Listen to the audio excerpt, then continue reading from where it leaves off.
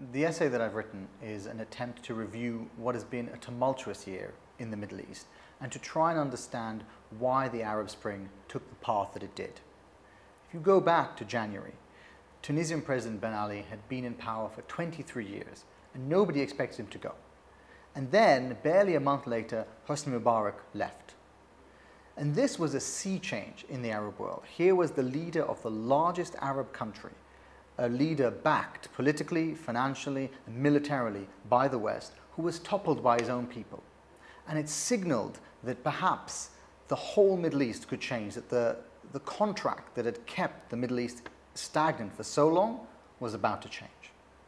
So within days of Mubarak stepping down, you see protests erupt all across the region, in Algeria, in Yemen, in Palestine, in Libya. Everywhere, people felt that there was a momentum, that the first two dictators had been toppled, and perhaps the others would be toppled as well. At its core, the long hot summer of fighting in Libya, in Yemen, and in Syria was an attempt to re-establish a principle that had held true for decades in the Middle East. And that principle was that the people would back down in the face of force. That principle had held the Middle East together, but in Tahrir Square, over the course of a few days in January, it was overturned. What happened was that the army declared a curfew and the people stayed. And the protesters were attacked and they stayed, and more flooded into Tahrir. Millions of Yemenis came out to the streets, even though they were shot to death.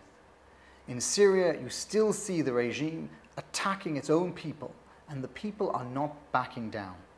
And in Libya, you saw that people took up arms against the army, even though they had barely any training.